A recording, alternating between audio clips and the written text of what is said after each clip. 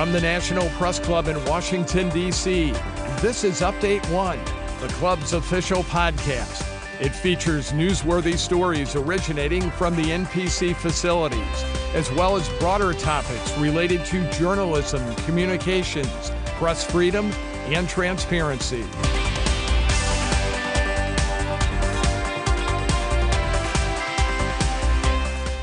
I'm Tom Young with the Broadcast Podcast Committee of the National Press Club. The legal pushback against the Trump administration's efforts to silence Voice of America seems to be gaining traction. Earlier this year, President Trump issued an executive order for the U.S. Agency for Global Media to be eliminated to the maximum extent consistent with law. That also defunds Radio Free Europe, Radio Liberty, and Radio Free Asia, along with other outlets. But federal judges have said not so fast. Voice of America Chief National Correspondent Steve Herman is one of hundreds of VOA journalists effectively fired by the Trump administration. Steve joins me in the studio today. He has reported from around the world and serves on the Press Club's Board of Governors. Full disclosure, he and I worked together at the broadcast division of the Associated Press years ago. Thanks for joining us, Steve. It's a pleasure to be here, Tom, except not under these exact circumstances. I can imagine. To begin with, we should mention we're recording this podcast on April 4, 2025. By the time the audience hears this, things could have changed.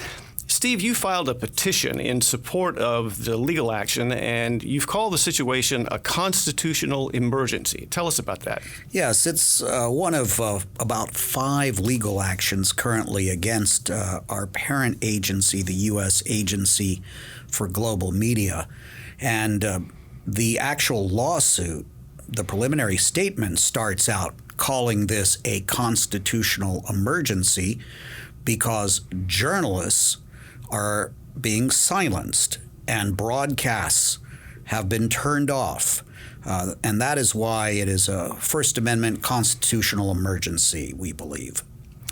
VOA has or had a unique mandate under the law. Can you describe that for us?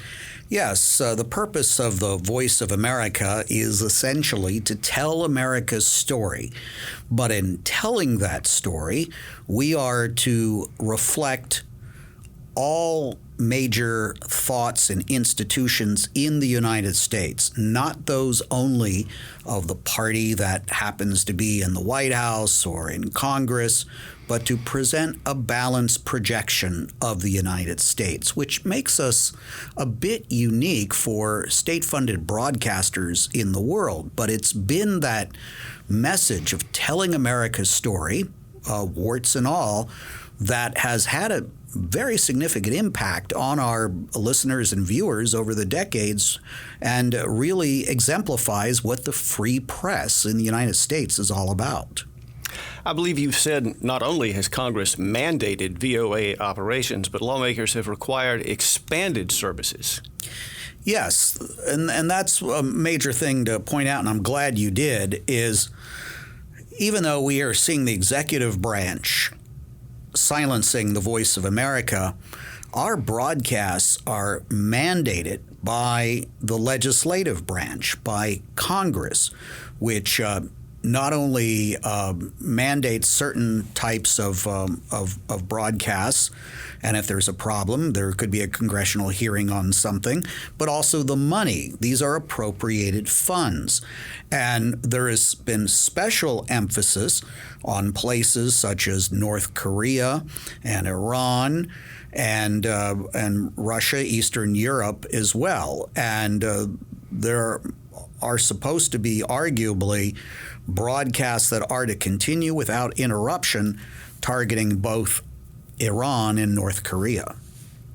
Speaking of VOA and the law, aren't there supposed to be firewalls that protect VOA from political interference? Yes. A lot of strengthening of the laws that protect the autonomy of the Voice of America came into effect in the Ford administration, and there is a firewall that prevents interference in our journalism from even our parent agency, U.S. Agency for Global Media, or any other part of the government. And that can be sort of difficult for some people to understand because they're saying, hey, the government's paying for it. Shouldn't the government be dictating what's on the Voice of America? And the answer to that, which again was something that Congress passed, is that no, it needs a certain amount of autonomy. I can tell you, Tom, when I write a TV script or a radio report or something for the web, it goes through at least 2 editors. And then if it touches on anything politics, there's a third editor, a balance editor, to make sure that we have both sides of the story evenly reflected. And if we were to start slanting our reporting one way or the other politically, that would be violating the oath that we took. We took as federal employees. I'm a Foreign Service officer, not under the State Department, but under Voice of America. We would be violating that oath, that we swore allegiance to the Constitution, not to a political party and not to a president.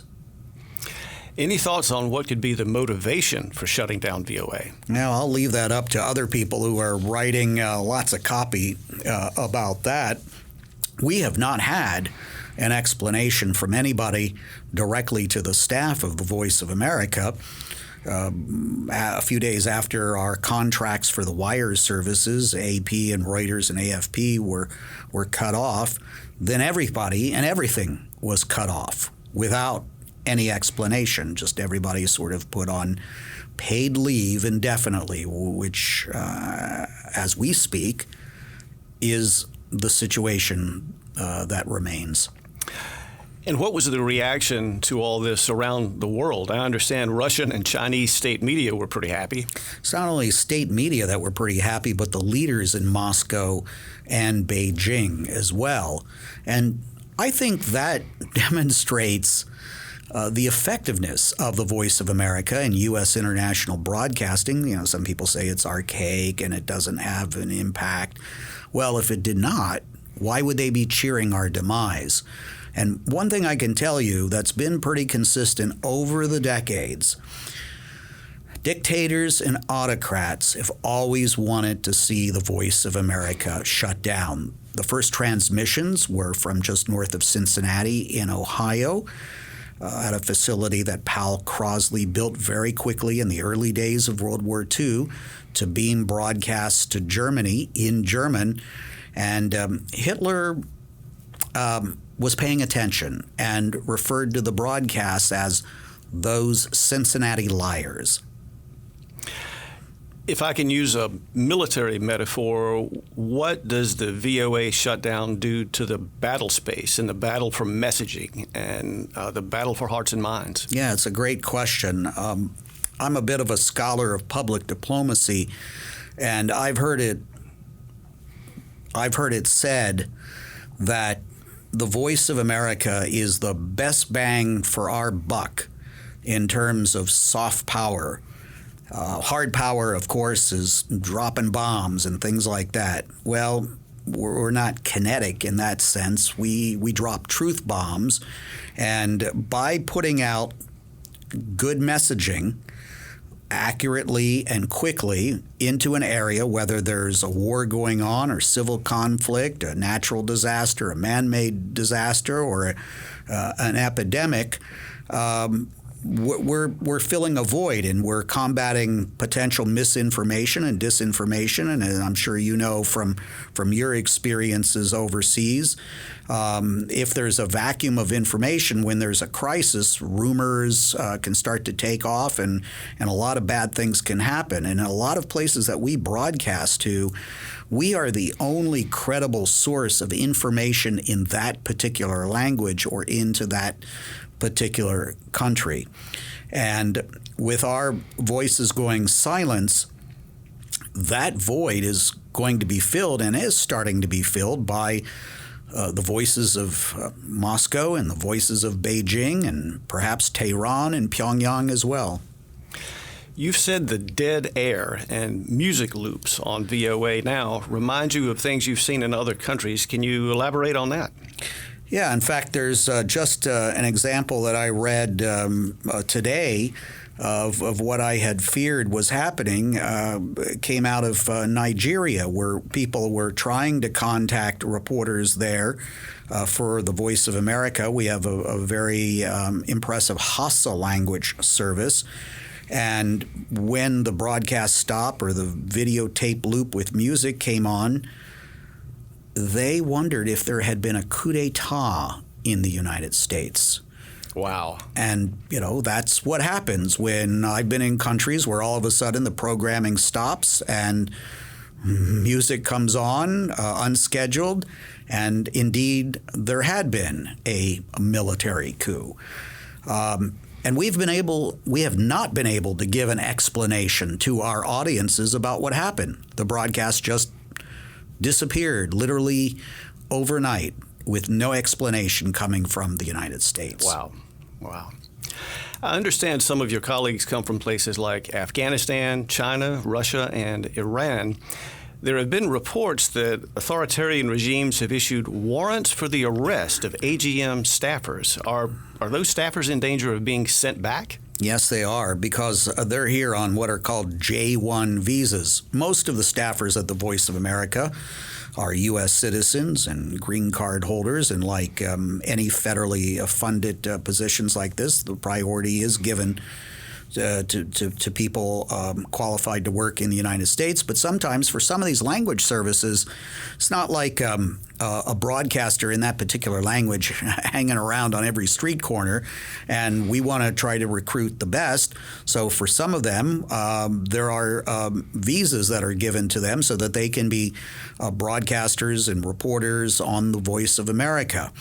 And if they don't have a job anymore, they're going to have to leave the country because they don't have a sponsor for the visa any longer. And there are a number of them who potentially face going back to countries where there's a target on them, that they've already been named because of their broadcasts as an enemy of that particular country, where we fear that they're going to be persecuted, put in prison, or even worse. And I think that's one of our top priorities among my colleagues and our team of dozens and dozens of lawyers right now, is to ensure that none of these journalists who have worked on behalf of the United States are put in harm's way. Well, speaking of staffers in harm's way, according to Reporters Without Borders, there are several AGM journalists who are in prison now in Azerbaijan, Belarus, Myanmar, Russia, and Vietnam. Where does all this leave them? Yeah, it's a great question. I sure hope it doesn't put them in a worse situation than they already are. It's one thing that these governments are holding them, knowing that these journalists were working for broadcasters like Radio Free Europe, Radio Free Asia, and the Voice of America.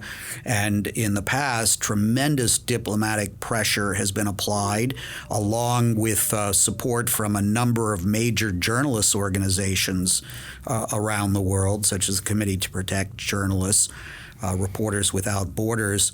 And you have to wonder if these journalists are being seen as being abandoned by the U.S. government, does it make it harder to free them? Voice of America has a storied history. You Yes. touched on this earlier, but it first went on the air in 1942 to counter Nazi propaganda. Tell us a little more about the role of VOA through the decades. Yes. Well, at the end of World War II, obviously German and Japanese had been major languages for us. There were those on Capitol Hill who thought, no, we should just shut the thing down. The government should not be in the broadcasting business. And of course, many of them did not want a government broadcaster broadcasting to Americans. So there was a compromise worked out where the Voice of America would continue because it was the start of the Cold War. And there was the propaganda, of course, coming out of the Soviet Union and later China. And our messaging and our programs would go behind the Iron Curtain and also to other underdeveloped parts of the world, or places that did not have a free press. And the languages changed depending on world circumstances. We're currently at 48 languages, or were as of the middle of March, plus English and learning English. So it's absolutely critical to get these broadcasts back on the air because they have continued without interruption until the middle of March for 83 years. And I have met people who have said that they learned English from listening to the Voice of America. It was called Special English, started in 1959, now called Learning English. And also that they learned about free press and freedom and civil rights and human rights from listening to the programs of the Voice of America, and that VOA was not only telling them accurately what was going on in the United States, but in many cases what was really happening in their own country. And they could look around with their own eyes and ears and see that what we were telling them was accurate, which enhanced credibility. And we know that most of the leaders in Eastern Europe, who were those who came to the forefront of the democracy movement, were very loyal listeners during the Cold War to the Voice of America and Radio Free Europe. Steve, you were sidelined ahead of many of your colleagues. Is it fair to say the administration targeted you by name? Yeah, I think that's fair. We ran into a situation at the end of the first Trump administration when political appointees were targeting me and others. And both myself and my successor as White House bureau chief, Patsy Widakuswara, seemed to have a target on our back shortly after the election. You know, and we were talking a bit about that before the middle of March, but although it was concerning, I knew I wasn't indispensable, right? If I left the Voice of America or they found a way to get rid of me and Patsy, yes, that was it was pretty personal. But the real sock in the gut came in the middle of March when all 1,350 of my colleagues were told that they could no longer report or go to the office, do any work, and the transmitters and satellite transponders were switched off. I can imagine. Getting back to the legal action we discussed at the top of the program, what needs to happen next? Let's say in the best case scenario, what would it take to put VOA back on the air with anchors in the studios and reporters in the field? Yeah, we'd really love to see that, Tom. We have a temporary restraining order from a judge in New York that basically froze everything in place. So they couldn't go ahead with terminating our contractors. Out of that 1,350 I mentioned, about 550 are contractors, which were to lose their jobs at the end of March. But what has happened so far with the judicial decisions does not put us back on the air. The next step is to get a preliminary injunction.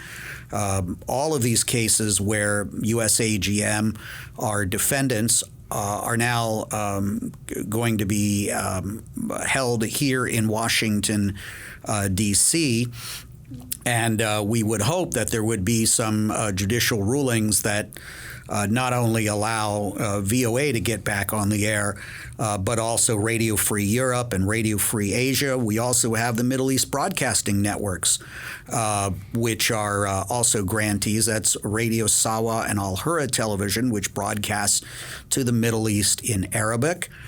The Office of Cuba Broadcasting, which is 100% part of the federal government, is partially back on the air. The AM radio transmissions to Cuba have resumed out of the Florida Keys, but the shortwave transmitter has not been switched back on.